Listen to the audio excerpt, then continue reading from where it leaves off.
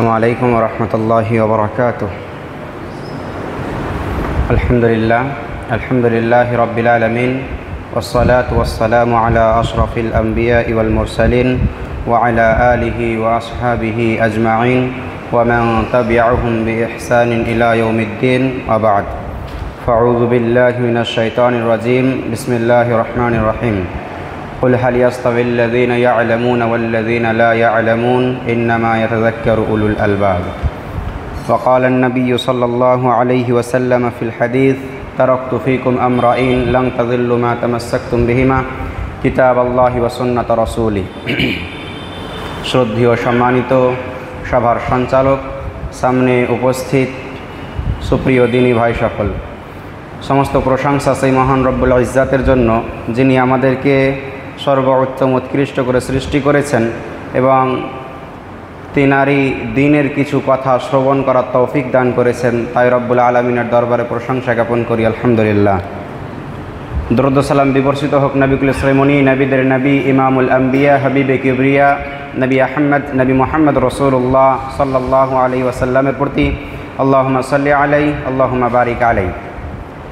আজকে আমি আপনাদের সম্মুখে যে বিষয়টি নিয়ে আলোকপাত করব, সে বিষয়টির নাম ইলম অর্জনের মৌলিক নীতিমালা। ইলম অর্জনের কিছু নীতিমালা রয়েছে, নীতিমালাগুলোর মধ্যে থেকে আবার কিছু মৌলিক নীতিমালা রয়েছে, মূলগুলো। ইনশাআল্লাহ আমি মূল নীতিমালাগুলো কয়েকটা রয়েছে, সেইগুলো নিয়েই কয়েকটি কথা বলবো ইনশাআল্লাহ তাআলা বিইذنিল্লাহ। ওয়া মা তাওফিক ইল্লা বিল্লাহ ওয়া আলাইহি তাওয়াক্কালতু ওয়া ইলাইহি উনীব। ইলম অর্জনের মৌলিক নীতিমালা জানার আগে আমরা জানি যে ইলম কি। ইলম এই শব্দটি আরবি, যে তিনটি অক্ষর দিয়ে, তিনটি বর্ণ দিয়ে গঠিত হয়েছে, আইন লাম মিম, ইলম। ইলমের বাংলা যদি করি আমরা, তাহলে যার অর্থ জ্ঞান। জ্ঞান অর্জনের কিছু নীতিমালা রয়েছে, সেই নীতিমালা অবলম্বন করে আমাদেরকে জ্ঞান অর্জন করতে হবে। অবশ্যই জ্ঞান অর্জন আমাদেরকে করতে হবে, এটা আগে সর্বপ্রথম জানি যে জ্ঞান অর্জন করাটা আমাদের ওপর কি। জ্ঞান কি? কোনো বিষয় না জানার জ্ঞান হলো, শিক্ষা হলো, ইলম হলো জাহাল শব্দের বিপরীত, অর্থাৎ অজ্ঞতার বিপরীত হলো জ্ঞান। কোনো বিষয় সম্পর্কে আমার জ্ঞান নেই, আমি জানি না, ওই বিষয় সম্পর্কে আমি মূর্খ। আমি জেনে গিয়েছি ওই সম্পর্কে আমি আলেম, জ্ঞানী। এটা মোবাইল, এটা আমাদের সবার জানা। হ্যাঁ, আমি মোবাইল সম্পর্কে জানি, মোবাইল, এটা যে মোবাইল, এটাকে আমি চিনি, এই সম্পর্কে আমি জ্ঞান রাখি। অর্থাৎ জেহালাতের বিপরীতেই হলো ইলম, শিক্ষা। অবশ্যই শিক্ষা অর্জন করা আমাদের ওপর কি, শরঈ দৃষ্টি থেকে শিক্ষা অর্জন করা আমাদের ওপর কি, ওয়াজিব, সুন্নাহ, মুস্তাহাব, ফরজ কি। আল্লাহ সুবহানাহু ওয়া তাআলার আদেশ যেইগুলো, সেগুলো আমাদের ওপর ফরজ।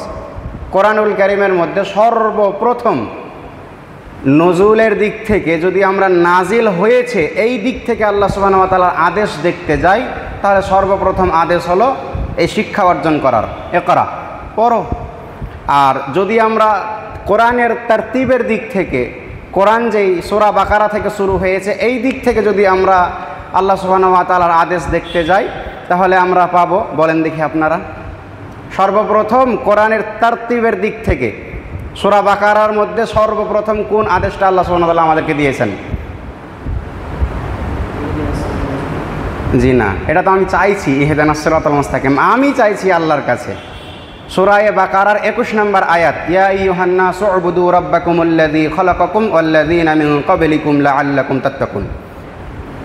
আল্লাহ সুবহানাহু ওয়া তাআলা ইবাদত করতে আমাদেরকে সর্বপ্রথম তারতিবের দিক থেকে আদেশ দিয়েছেন। কোরআনের সূরা বাকারার মধ্যে থেকে যদি আমরা তারতিব, যেটাকে বলা হয় আর কি, একে ধারাবাহিকভাবে যদি আমরা দেখতে যাই, ধারাবাহিকতা, তাহলে সর্বপ্রথম আদেশ হলো ইবাদত করার।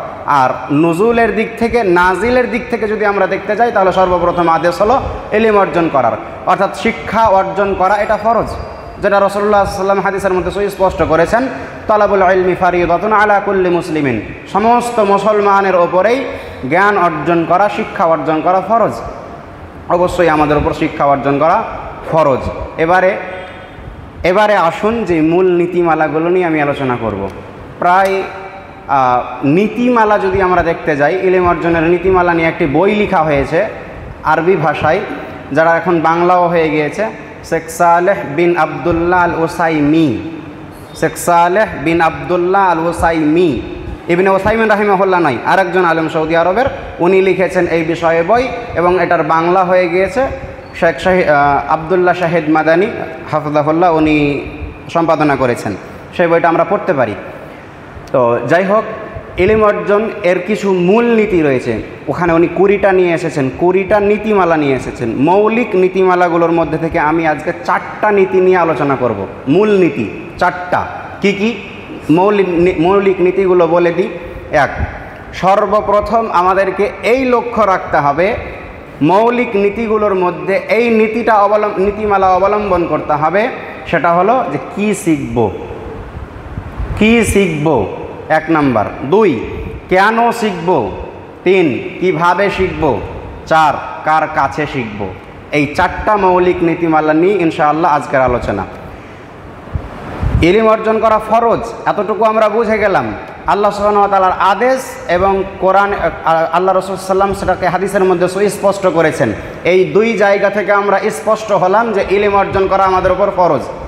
কি শিখব, কোন ইলম অর্জন করব, কোন শিক্ষা অর্জন করব, এটা তো এখনও দ্বিধাদ্বন্দ্বের মধ্যে পড়ে আছি।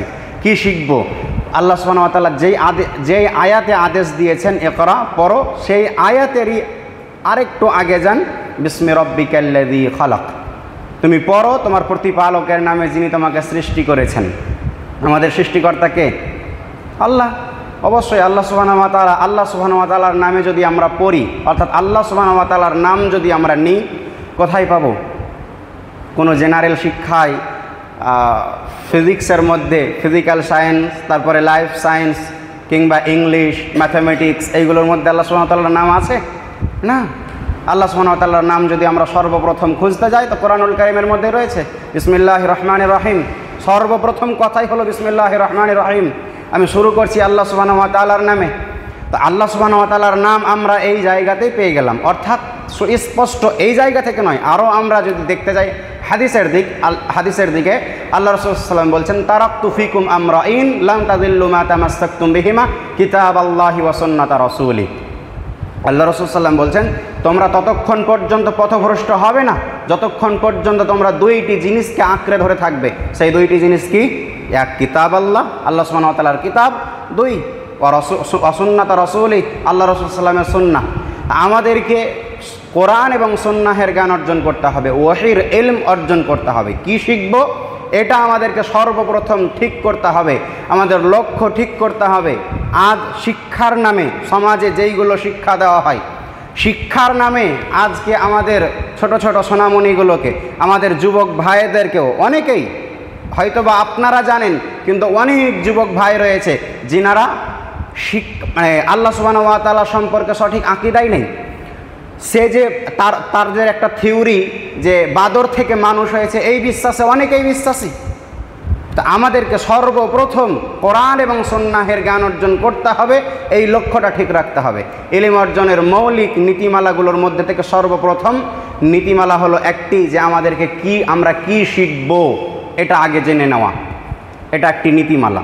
কি শিখব, এবারে আসুন সংক্ষিপ্ত সময় এবং আমি সংক্ষিপ্ত আকারেই বলার চেষ্টা করছি। কেন শিখব? ইলম অর্জন তো করব, কেন করব, দরকার কি? আজকে ভাইরাল কিংবা ভাইরাসের যে রোগ, এই কারণে, তাই তো? সবাই আজকে বেশিরভাগ আমরা দেখতে পাচ্ছি, যদি আমরা একটু নজর দিতে যাই, কারো অন্তরের মধ্যে আমরা হুকুম লাগাতে পারি না ভাই, তার অন্তরে কি রয়েছে কে জানি। তবে বাহ্যিক দিক যতটুকু আমরা দেখতে পাই, ভাইরালিটি অর্জন করতে হবে, ইলম অর্জন করে ভাইরালিটি অর্জন করতে হবে না। ইলম অর্জন কেন করব? আল্লাহ সুবহানাহু ওয়া তাআলা আমাদেরকে পৃথিবীতে কেন পাঠিয়েছেন বলেন? তার ইবাদত করার জন্য। আল্লাহ সুবহানাহু ওয়া তাআলা সূরা যারিয়াত সূরা নম্বর 50 আয়াত নম্বর 92-52 মধ্যে বলছেন যে আল্লাহ সুবহানাহু ওয়া তাআলা আমাদেরকে পাঠিয়েছেন, ওমা খালাকতুল জিন্না ওয়াল ইনসা ইল্লা লিয়াবুদুন। আল্লাহ সুবহানাহু ওয়া তাআলা জিন জাতি এবং মানুষ জাতিকে, মানুষ এবং জিনকে পৃথিবীতে পাঠিয়েছেন কেবলমাত্র তার ইবাদত করার জন্য। আল্লাহ সুবহানাহু ওয়া তাআলার ইবাদত করতে হবে। নামাজ এটা কার ইবাদত? নামাজ এটা কার ইবাদত? আল্লাহর ইবাদত নামাজ। সালাতের মধ্যে শর্ত রয়েছে 9টি, সালাতের শর্ত 9টি, সালাতের রুকুন রয়েছে 8টি, সালাতের ওয়াজিবাত রয়েছে 14টি, সালাতের সুন্নাহসমূহ অনেক, আমরা কয়জন জানি কয়টা? সালাতের শর্ত 9টি, আমরা কয়জন জানি? না। তো আল্লাহ সুবহানাহু ওয়া তাআলার যে ইবাদত, রোজা করব, রোজার মাসলা মাসাইল আমরা কয়জন জানি? হজ করতে যায় এত টাকা খরচ করে, অনেক সময় দেখা যায় যারা হজ করতে গিয়েছে হজের মধ্যে অগণিত ভুল করে এসেছে। তো আল্লাহ সুবহানাহু ওয়া তাআলার ইবাদত যদি আমাদেরকে করতে হয় তাহলে সর্বপ্রথম আমাদেরকে জ্ঞান অর্জন করতে হবে। আল্লাহ সুবহানাহু ওয়া তাআলার যদি আমরা ইবাদত করতে চাই সঠিকভাবে তাহলে আমাদেরকে জ্ঞান অর্জন করা প্রয়োজন। অবশ্যই জ্ঞান না হলে আমরা জ্ঞান অর্জন, আমাদের মধ্যে যদি জ্ঞান না থাকে তাহলে আমরা কখনোই আল্লাহ সুবহানাহু ওয়া তাআলার সঠিক ইবাদতগুলোর মধ্যে থেকে সঠিক ইবাদত, আল্লাহ ইবাদত করতে বলেছে এমনটা নয়, আল্লাহ যে আমল করতে বলেছে, আল্লাহ আমল করতে কোনো জায়গাতেই বলেননি। বলবেন কিভাবে? আল্লাহ সুবহানাহু ওয়া তাআলা কোরআনের মধ্যে আমল করতে অবশ্যই বলেছেন, কিন্তু শুধু আমল করতে বলেননি। ওয়া আমিলুস সলিহাত, যেখানেই বলেছে আমলের কথা, ওয়া আমিলুস সলিহাত, সঠিক আমল, সঠিক কর্ম করতে বলেছেন। এবারে আপনি আমল করছেন, ঠিক আছে, নামাজ পড়ছেন, রোজা করছেন, হজ করছেন, আরও অন্যান্য কাজকর্ম করছেন, দাওয়াতি কাজ করছেন, এগুলো আমল, এগুলো সবই আমল, ইবাদতের আওতায় পড়ে। এবারে আপনি এটা সঠিক করছেন না, সমস্যা দাঁড়াবে। কাজেই সঠিক যদি করি তাহলে আগে আমাকে ইলম অর্জন করতে হবে। কেন করব? আল্লাহ সুবহানাহু ওয়া তাআলার সঠিক ইবাদত করার জন্য আমাদেরকে ইলম অর্জন করতে হবে, এটা আমাদের মাথায় রাখতে হবে। আল্লাহ সুবহানাহু ওয়া তাআলার সঠিক ইবাদত করে আল্লাহকে খুশি করে জান্নাত হাসিল করব, এই কারণে আমরা ইলম অর্জন করব, এটা আমাদের লক্ষ্য থাকতে হবে। আজকে যেই কেন ইলম অর্জন করব, এই শিক্ষা অর্জন কেন করব? আজকে আলেম হব, কালকে 5-10টা জালসা করব, টাকা কামাবো, এই যে ভাইরালিটি কিংবা ভাইরাল হতে হবে, আমাকে ইনকাম করতে হবে, শিক্ষা বিক্রি করে ইনকাম করতে হবে, এই যে এটা আমাদের মাথায় চলে এসেছে, এটাকে বের করতে হবে। আমি আবার ওনাদের বিরুদ্ধে বলছি এমনটা নয়, এটা ভাববেন না। তবে এইটা বেশিরভাগ অধিকাংশ আমরা মানুষকেই দেখতে পাচ্ছি যে আজকে ইলম অর্জন কেন করব, এটাই আমার পরবর্তী রুজি রুটি। না, এটা আমাদেরকে মাথা থেকে বের করতে হবে, নিয়াতকে সঠিক করতে হবে। আমরা মানুষের বাহ্যিক দিক থেকে এটা বলছি, কারো অন্তরে হুকুম লাগাতে আমরা পারি না এবং লাগাবো না। কেন শিখবো এটা স্পষ্ট হলাম। এরপরে চলুন আমরা কিভাবে শিখব। এই সমাজে, আজ আমাদের সমাজের মধ্যে উলামা ইকরাম তো যিনারা রয়েছেন, আল্লাহ সুবহানাহু ওয়া তাআলা তিনাদেরকে মাফ করুক, এবং আমাদের উলামা সমাজ আলহামদুলিল্লাহ অনেক তিনাদের খেদমত রয়েছে, যদিও কিছু সংখ্যক খারাপ আমরা দেখতে পাই, কিংবা তাদের বাহ্যিক কাজগুলো হয়তো বা আমাদের দৃষ্টিকটু, কিন্তু আল্লাহ সুবহানাহু ওয়া তাআলা তাদেরকেও মাফ করুক। তবে এই যে কেন শিখবো, তারপরে কিভাবে শিখবো, এই জায়গাটাতে আমরা অর্থাৎ আমাদের যুবক ভাইয়েরা এই জায়গাতে আমরা উল্টা রাস্তায় চলে গিয়েছি। আল্লাহ রাসূল সাল্লাল্লাহু আলাইহি ওয়াসাল্লাম যেই রাস্তা দিয়েছে, আল্লাহ সুবহানাহু ওয়া তাআলা যেই রাস্তা দিয়েছেন, সেই রাস্তা ছেড়ে আমরা অন্য কোনো রাস্তায় চলে গিয়েছি। এটা আমাদেরকে ঠিক করতে হবে, রাস্তা আমাদেরকে ঠিক করতে হবে। কিভাবে শিখব, কি শিখব, কেন শিখব, দুইটা মূলনীতি গেল, মনে রাখেন, মূলনীতিগুলো মনে রাখেন, বক্তব্য পুরো ভুলে যান। এই নীতিমালাগুলো যদি মনে রাখতে পারেন তাহলে আবার পরবর্তীতে কারো কাছ থেকে জেনে নিতে পারবেন। কিভাবে শিখব? আল্লাহ রাসূল সাল্লাল্লাহু আলাইহি সাল্লাম কিংবা আল্লাহ সুবহানাহু ওয়া তাআলা আমাদেরকে এটা রাস্তা দিয়েছেন। আল্লাহ সুবহানাহু ওয়া তাআলা সূরা নাহলের 43 নম্বর আয়াতে বলছেন, ফাসআলু আহলা যিকর ইন কুনতুম লা তা'লামুন বিল বায়িনাতি ওয়াজ জুবুর। যদি তোমাদের জানা না থাকে তাহলে তোমরা জেনে নাও।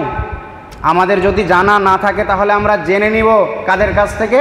ফাসআলু, আমরা প্রশ্ন করব, আহলা যিকর, আহলে যিকরদের কাছ থেকে, বামানা ওলামা ইকরামের কাছ থেকে, আমরা আলেমদের কাছ থেকে জানবো বিষয়টা।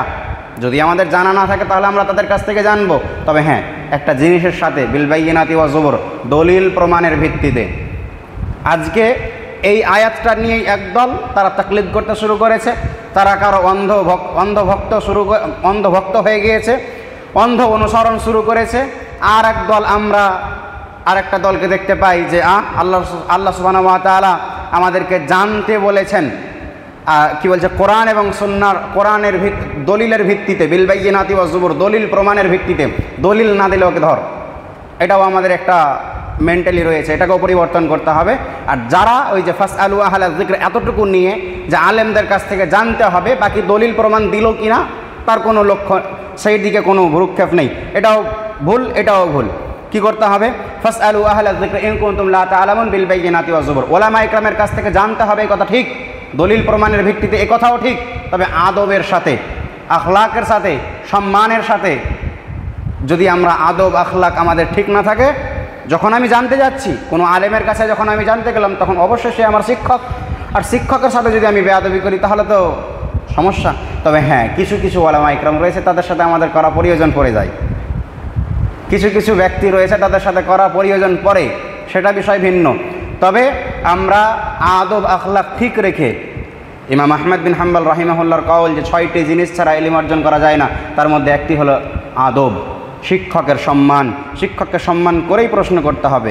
রাসূলুল্লাহ সাল্লাল্লাহু আলাইহি ওয়াসাল্লামকে সাহাবা ইকরাম প্রশ্ন করেছেন, আমরাও প্রশ্ন করবো ওলামা ইকরামকে, তবে সম্মানের সাথে, এটা যেন আমরা লক্ষ্য রাখি। আর একটা কীভাবে শিখব? সহিহ বুখারী খুলবেন, সহিহ বুখারীর 1 নম্বর খণ্ড, সহিহ বুখারীর 1 নম্বর খণ্ড 24 নম্বর পৃষ্ঠা। ইমাম বুখারী রাহিমাহুল্লাহ বলছেন কিভাবে ইলম অর্জন করতে হবে। ইন্নামাল ইলমু বিত্তাআল্লুমি, ইলম অর্জন করতে হবে শিক্ষা এবং শিখানোর মাধ্যমে। কিভাবে ইলম অর্জন করব, এর প্রশ্ন যদি আজকে আমাদের যুবকদের মধ্যে ছড়ে দেওয়া হয় যে কিভাবে জ্ঞান অর্জন করবা, ইউটিউব থেকে, ফেসবুক থেকে, গুগল থেকে, চ্যাটজিপিটি থেকে, আজকে আমাদের এই যে এই রোগ বাসা বেঁধেছে আমাদের অন্তরে, যে কি থেকে ইলম অর্জন করতে হবে আমাদেরকে, ইলম অর্জন কিভাবে করব। আছে তো আমাদের ফেসবুক হাফেজাহুল্লাহ, আছে তো আমাদের ইউটিউব, আছে আমার কাছে মোবাইল, চ্যাটজিপিটি খুললে আমাকে সব দিয়ে দিবে। একজন আলেমকে জিজ্ঞেস করতে যাওয়ার আগে আগে আমাকে এই দিবে না, এটা ছাড়তে হবে। ইলম অর্জনের একটা মূল নীতিমালা রয়েছে, ইলম অর্জনের একটি উসুল রয়েছে, সেটা হলো ইন্নামাল ইলমু বিত্তাআল্লুমি। আমাকে শিক্ষা অর্জন করতে হবে, তালিম হাসিল করতে হবে শিক্ষা এবং শিখানোর মাধ্যমে, অর্থাৎ ওলামাদের সামনে বসে ইলম অর্জন করতে হবে।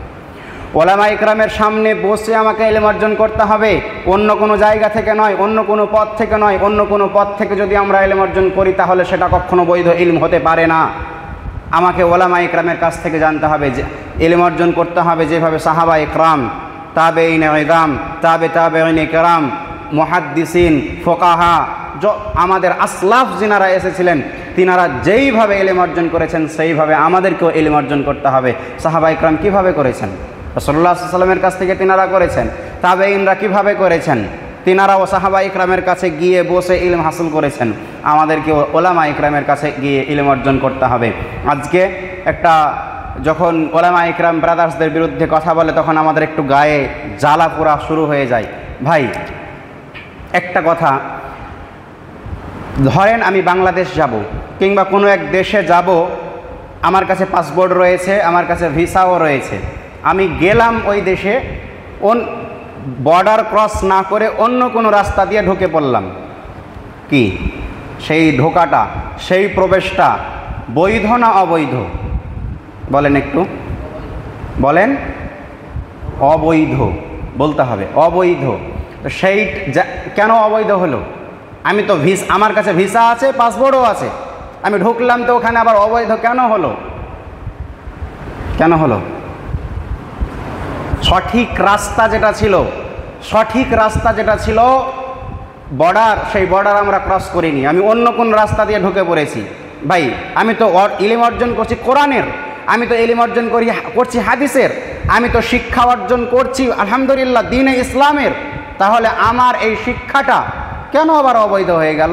কেন এই শিক্ষা আমি মানুষের কাছে ছড়াতে পাবো না? ভাই, ওটা ওইখানে কেন, ওই প্রবেশটা কেন অবৈধ হলো?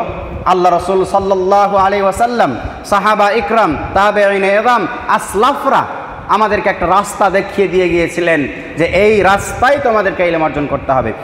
একটি আয়াত আমরা মনে করি শুধু ঈমানের ক্ষেত্রেই ওই আয়াতটা, ঈমান আনতে হবে তখনই ওই আয়াতকে আমরা ফলো করব না। ওই আয়াতটা আমাদের জন্য আমাদের বাস্তব জীবনের সাথে মিলাতে হবে। আল্লাহ সুবহানাহু ওয়া তাআলা বলছেন, ফাইন আমানু বিমিসলি মা আমানতুম ফাকাদ ইহতাদাউ। ঈমান যদি আমরা আনি, আল্লাহ সুবহানাহু ওয়া তাআলা বলছেন তারা যদি ঈমান আনে, অর্থাৎ ওই সময়ের জাহেলরা কিংবা আজকের আমরা যদি আমরা ঈমান আনি, তাহলে কিভাবে ঈমান আনবো? বিমিসলি মা আমানতুম। আল্লাহ সুবহানাহু ওয়া তাআলা বলছেন তাহলে তোমাদের মতো করে তাদেরকে ঈমান আনতে হবে, অর্থাৎ সাহাবা ইকরামের মতো করে। যদি আনি ফাকাদ ইহতাদাউ, ওই রকমভাবে ঈমান আনলে আমরা হেদায়েত প্রাপ্ত হব। তাহলে হেদায়েত প্রাপ্ত যদি আমরা হতে যাই, ঈমান তো আনবো, পুরো জীবনীটাকে তাদের মতো করে সাজাতে হবে, ইলম অর্জন করব তাদের মতো করেই করতে হবে। কাজেই এই ইলম আজকে যেটা সমাজের মধ্যে ওলামা ইকরাম বিরোধিতা করে থাকেন, তার কারণ হলো এটাই, ভাই এটা কখনোই বৈধ ইলম হতে পারে না।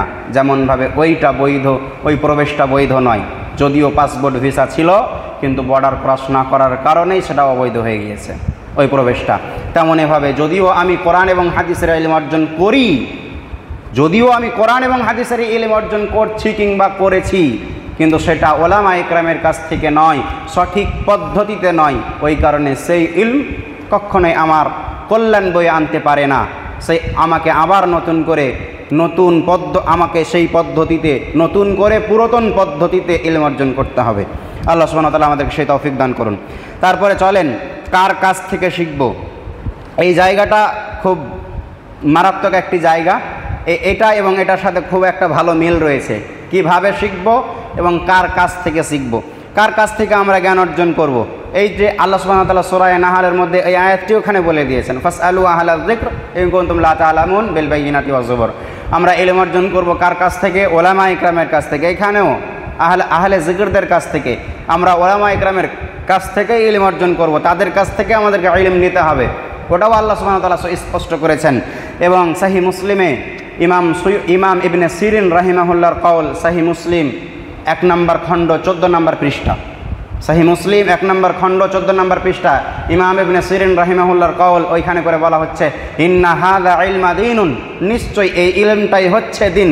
ফানজুরু আম্মা তাখুযুনা দীনাকুম, অতএব তোমরা দেখে নাও তোমরা তোমাদের দিন কার কাছ থেকে গ্রহণ করছো। এই ইলমটাই হচ্ছে দিন, কোরআন এবং হাদিস এটাই হচ্ছে দিন। এবং এটা আমরা কার কাছ থেকে অর্জন করছি, গ্রহণ করছি, সেটা আমাদেরকে দেখে নিতে হবে। অর্থাৎ কার কাছ থেকে আমরা ইলম অর্জন করছি সেটা দেখতে বলেছে ইমাম ইবনে সিরিন রাহিমাহুল্লাহ। অবশ্যই আমরা কার কাছ থেকে ইলম অর্জন করছি। আজকে যে ভাইরালিটির সরাসরি সমাজের মধ্যে অমুক বক্তাকেই আনতে হবে, কারণ কি অমুক বক্তা ভাইরাল, অমুককেই আনতে হবে, কারণ কি সে ভাইরাল, তার বক্তব্য তাকে আনলে লোক বেশি হবে, তাকে আনলে এটা বেশি ভালো লাগবে, এই যে এইটা রয়েছে। কিংবা তার কাছ থেকে, যে কোনো ওলামা ইকরামের কাছ থেকে আমরা ইলম অর্জন করে বসছি, এটা কখনোই আমাদের জন্য কল্যাণ বয়ে আনতে পারে না। ইলম অর্জন করতে হবে কার কাছ থেকে? বেশক ওলামা ইকরামের কাছ থেকে, অবশ্যই ওলামা ইকরামের কাছ থেকে। কোন ওলামাদের কাছ থেকে? ওলামায়ে হকের কাছ থেকে। কোন ওলামাদের কাছ থেকে? ওলামায়ে দ্বীনের কাছ থেকে। যারা প্রকৃতপক্ষে ওলামায়ে দ্বীন, তাদের কাছ থেকে ইলম অর্জন করতে হবে। শেষের দিকে বলবো ওলামা কারা। অবশ্যই আমাদের আলেমদের কাছ থেকে ইলম অর্জন করতে হবে। এই মূল নীতিটাও যেন আমরা ইলমের ক্ষেত্রে বাস্তবায়ন করতে পারি। 4টা মূল নীতি মোটামুটিভাবে আশা করি বুঝতে পেরেছেন। কি শিখব? কোরআন এবং হাদিস শিখব। কি শিখব এটা আমাদেরকে ঠিক করতে হবে। হ্যাঁ, এবার ওইখানে প্রশ্নও তুলতে পারেন যে কোরআন এবং হাদিসই কি শিখতে হবে, বাকি জেনারেল শিক্ষা কি আমরা শিক্ষা অর্জন করব না? অবশ্যই জেনারেল শিক্ষায় আমাদেরকেও জেনারেল শিক্ষাতেও শিক্ষিত হতে হবে, তবে সেটা আমাদেরকে লক্ষ্য রাখতে হবে কোরআন এবং হাদিসকে বোঝার জন্য। আমাদেরকে সর্বপ্রথম আগে কোরআন এবং হাদিস শিক্ষা অর্জন করতে হবে। কোরআন এবং হাদিসকে অধ্যয়ন করতে হবে। তারপরে আবার আমরা ওই ভাষা জানব, যেই ভাষা আমার সমাজের ভাষা, যেই ভাষা আমার দেশের ভাষা, সেটা অবশ্যই জানব। কিন্তু সেটা আবার ওটাকেও লক্ষ্য রাখতে হবে যে ওইটা আমি জানছি কোরআন এবং হাদিসকে বোঝার জন্য, কোরআন এবং হাদিসকে আরও ভালোভাবে আমি বুঝবো। এই কারণে আবার আজকে তো একটা দল রয়েছেন যেনারা মাদ্রাসায় পড়া বাদ দিয়েই, মাদ্রাসায় পড়তে হবে কথা বলছি না, আরবি পড়া বাদ দিয়েই বাংলা পড়েই বলে আফালা ইয়াতাদাব্বারুনাল কোরআন, কোরআনকে গবেষণা করতে হবে, কোরআনকে বুঝতে হবে। তাদের প্রত্যেকটি যুবকেরাই কোরআনকে খুব ভালোভাবে বুঝে এবং তাফসিরও করে। তারা এক একটা যুবক এক একজন মুফাসসির আছে। আমাদের সমাজে একটা শ্রেণী রয়েছে যিনারা এক একজন যুবক এক একটা মুফাসসির। ভাই অবশ্যই কোরআনকে বুঝতে হবে। এইখানে আফালা ইয়াতাদাব্বারুনাল কোরআন এর অর্থ আপনি কি নিলেন, আমরা কি নিলাম? কোরআনকে গবেষণা করতে হবে, কোরআনকে চিন্তা ভাবনা করতে হবে, কোরআনকে একটু বুঝার চেষ্টা করতে হবে। ইয়াতলুনাহু হাক্কা তিলাওয়াতি, কোরআনের হক অনুযায়ী কোরআনকে তেলাওয়াত করতে হবে। কোরআনের হক 3টা। ইবনে কাসির রাহিমাহুল্লাহ বলছেন কোরআনের হক 3টা। 1, কোরআনকে ওই রকমভাবে পড়া যেমনভাবে আল্লাহ সুবহানাহু ওয়া তাআলা নাযিল করেছেন। 2, কোরআনকে বুঝা। 3, কোরআনের ওপর পুরোপুরি ইত্তেবা, অনুসরণ করা। কোরআনের যে আয়াতটা আমি পড়লাম সেটা যেন আমি আমার বাস্তব জীবনে সেটাকে বাস্তবায়ন করি। এই 3টা হলো কোরআনের হক। এবারে এই যে কোরআনকে সঠিকভাবে, সর্বপ্রথম যেটা কোরআনের হক, যে সঠিকভাবে পড়তে হবে, যেমনভাবে আল্লাহ নাজিল করেছেন সেইভাবে আমরা পড়তেই পারি না। আর আফালা ইয়াতাদাব্বারুনাল কোরআন, এই আয়াতের উদ্ধৃতি দিয়ে একদল কোরআনের তাফসীর করে বসছেন কিংবা করছেন। আল্লাহ সুবহানাহু ওয়া তাআলা তিনাদেরকেও সঠিক বুঝদান করুন। তো অবশ্যই আমরা কোরআনকে বুঝবো এবং জেনারেল শিক্ষায় শিক্ষিত হব, তবে আমার লক্ষ্য থাকবে কোরআনকে বুঝার জন্য। ইতিহাস পড়ব, কোরআনে অনেক পুরনো ইতিহাস রয়েছে। আমি ম্যাথমেটিক্স পড়ব, কোরআনে অনেক হিসাব রয়েছে, জাকাতের হিসাব রয়েছে। তারপরে কোরআনে ফারাইজের হিসাব রয়েছে, ভাগ বন্টন রয়েছে। আমি বাংলা পড়ব, বাংলা ভাষায় কোরআনকে জানার জন্য আমি বাংলা ভাষাটা অধ্যয়ন করব। ইংলিশ পড়ব, আমাকে কোরআনটা ইংলিশেও বুঝতে হবে যেন আমি ইংলিশে বুঝাতে পারি অন্য কাউকে। এই কারণে আমাকে ওইটাও জানতে হবে। প্রত্যেকটা যদি আমি লক্ষ্য ঠিক রাখি সব কিছুই ঠিক। ইন্নামাল আমালু বিন্নিয়াত, আমার নিয়াত ঠিক থাকলে সব কিছুই ঠিক। এটা আমাদেরকে সর্বপ্রথম ঠিক করতে হবে। কি শিখবো হলো, কেন শিখব? আমরা আল্লাহ সুবহানাহু ওয়া তাআলার নৈকট্য অর্জন করতে চাই, ইবাদতকে সঠিক করব, আমলকে সঠিক করব, সঠিক আমল করে আমরা জান্নাতুল ফেরদাউস হাসিল করব, আল্লাহ সুবহানাহু ওয়া তাআলাকে সন্তুষ্ট করব। এটা আমাদের লক্ষ্য হওয়া উচিত। কেন শিখব? এর উত্তর হলো এটা। কিভাবে শিখব? আমরা সঠিক পদ্ধতিতে, মারুফ তরিকায়, যেইভাবে সাহাবা ইকরাম, যেইভাবে সালাফে সালেহিনরা শিখেছেন ওই রকমভাবেই আমরা শিক্ষা অর্জন করব, ইলম হাসিল করব। কার কাছ থেকে করব? ওলামা ইকরামের কাছ থেকেই করব। ওলামা ইকরাম যেটা আমাদেরকে বলবেন সেটাই আমরা করব। এবারে প্রশ্ন যে আলেম কারা? মাদ্রাসার ফারেক মানে কি আলেম? 8 বছর পড়লাম, 10 বছর পড়লাম, মাথায় একটা সবুজ রঙের কিংবা সাদা রঙের পাগড়ি বেঁধে বের হলাম, তাহলেই কি আমি আলেম? আমি ওলামা ইকরামের বিরুদ্ধে কথা বলছি না, এটা আগে আমি সুস্পষ্ট হয়ে যাচ্ছি। আমি আলেমদের বিরুদ্ধে কথা বলবো না, আমার প্রয়োজনও নেই। তবে তারাই কি আলেম? এটা আমার জিজ্ঞাসা। জি না, কখনোই নয়।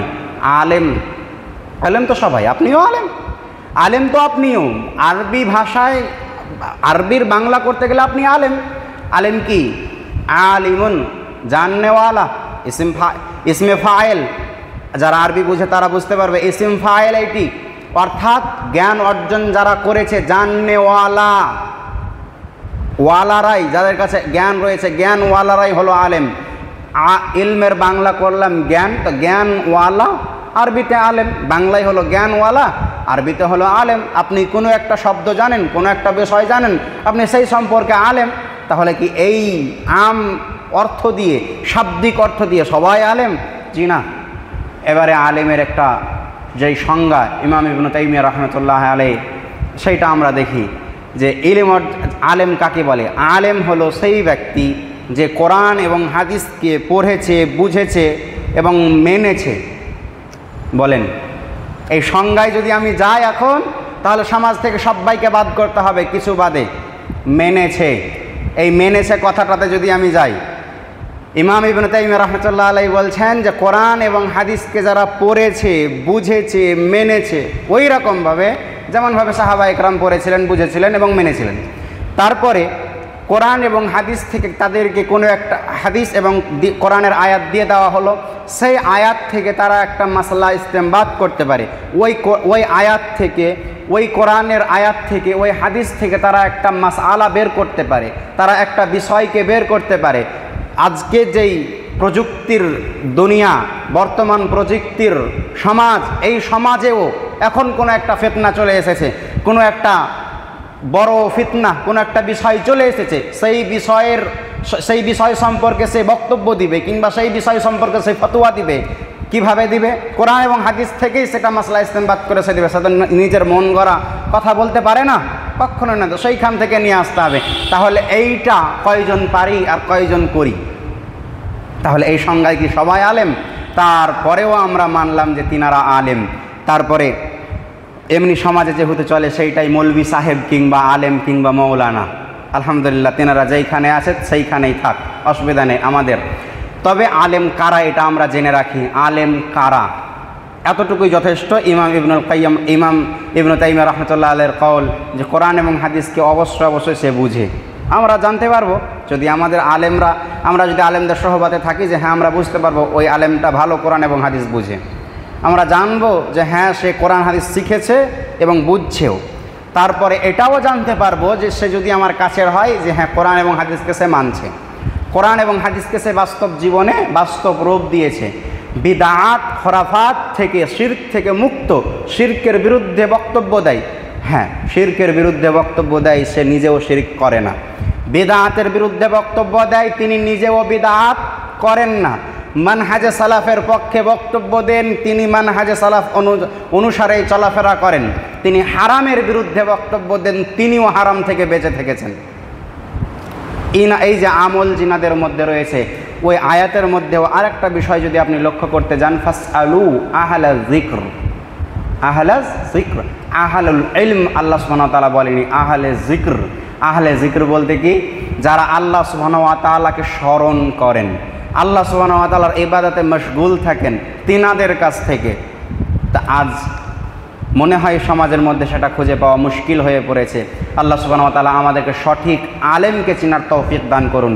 যার আকীদা যে আল্লাহ সর্বত্র বিরাজমান, সে তো কখনো আলেম হতে পারে না। সে আল্লাহর কোরআনের বিরোধিতা করলো। আল্লাহ বলছে আর রহমানু আলা আরশিস ইস্তাওয়া, সে বলছে আল্লাহ সর্বত্র বিরাজমান। যার এই আকীদা আল্লাহ সুবহানাহু ওয়া তাআলার কোরআনের আয়াতের বিরোধিতা সে করলো, সে কখনো আলেম হতে পারে? জি না। কাজেই আমাদেরকে সঠিক আলেমকে চিনতে হবে, আগে হকপন্থী ওলামা ইকরামকে চিনতে হবে যে আলেম কারা, এটা আগে আমাদেরকে জানতে হবে। আলেম কারা এটা আমাদেরকে জানতে হবে। আবার হ্যাঁ, এটা লক্ষ্য রাখেন, এটা আপনারা লক্ষ্য রাখবেন যে কিছু ব্যক্তি রয়েছেন যিনি আমরা দেখতে, তিনারা ইবাদতে খুবই মগ্ন, তিনারা সব সময়, এক দল রয়েছে সব সময় মসজিদে থাকে, একটা দল রয়েছে এবং আপনাদের ধুলিয়ান অঞ্চলে এটা খুবই বেশি আছে মনে হয় যে সব সময় মসজিদে থাকে, মসজিদেই দাওয়াত, মুসল্লিরা আসবে ধরে ধরে এটা শেখানো ওটা শেখানো, বাইরে থেকে ধরে এনে মসজিদের মধ্যে ভরে নামাজ পড়ানো। তবে নামাজ কিভাবে পড়তে হয় ওটা শেখাবে না, নামাজ পড়ানো। এই যে এক দল রয়েছে, তখন আমরা বিভ্রান্তিতে পড়ে মনে করি যে হ্যাঁ এরাই তাহলে আলেম। কিন্তু ওকে যদি আবার জিজ্ঞেস করে, ইলমের ক্ষেত্রে যান, আমলের ক্ষেত্রে রয়েছে, তবে ইলমের ক্ষেত্রে গেলে নেই, ভিতরে কিছু নেই, একটা জামাত রয়েছে। আল্লাহ সুবহানাহু ওয়া তাআলা আমাদেরকে তাদের থেকেও হেফাজত করুন। আমরা যাতে সঠিক ইলম অধ্যয়ন করতে পারি, আল্লাহ সুবহানাহু ওয়া তাআলা আমাদেরকে সেই তৌফিক দান করুন। ইলমের ক্ষেত্রে যে 4টি মূল নীতিমালা, সেই নীতিমালাগুলোকে অবশ্যই লক্ষ্য রাখুন এবং মনে রাখুন। বলেন, একজন ভাই বলেন যে 4টি মূল নীতিমালা বললাম।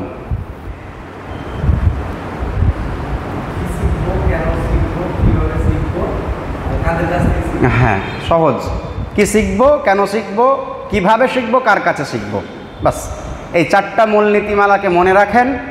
পরবর্তীতে অন্য কারোর কাছ থেকে যদি ভুলে যান তাহলে অন্য কারোর কাছ থেকে জেনে নেবেন, আরও বিস্তারিত আকারে জানার চেষ্টা করবেন যে কী শিখবো, কেন শিখবো, কিভাবে শিখবো, কার কাছে শিখবো। এই ইলমের ক্ষেত্রে এই 4টা মৌলিক নীতিকে যদি আপনি ফলো করেন তাহলে আশাবাদী যে সঠিক ইলম, সঠিক জ্ঞান পাবেন ইনশাআল্লাহ তাআলা বিইذনিল্লাহ। আল্লাহ সুবহানাহু ওয়া তাআলা আমাদেরকে সেই তৌফিক দান করুন, সঠিক ইলম হাসিল করার এবং সঠিক আমল করার তৌফিক দান করুন। সঠিক ইলম এবং আমল দিয়ে যেন আমরা জান্নাতুল ফেরদাউস হাসিল করতে পারি, আল্লাহ সুবহানাহু ওয়া তাআলার নৈকট্য হাসিল করতে পারি। আল্লাহ সুবহানাহু ওয়া তাআলা আমাদেরকে সেই তৌফিক দান করুন। আমিন। ওয়া আখিরু দাওয়ানা আলহামদুলিল্লাহি রাব্বিল আলামিন। আলোচনার মধ্যে কোনো ত্রুটি থাকলে মার্জনীয় এবং ভুল থাকলে ধরিয়ে দিবেন ইনশাআল্লাহ। আসসালামু আলাইকুম ওয়া রাহমাতুল্লাহ।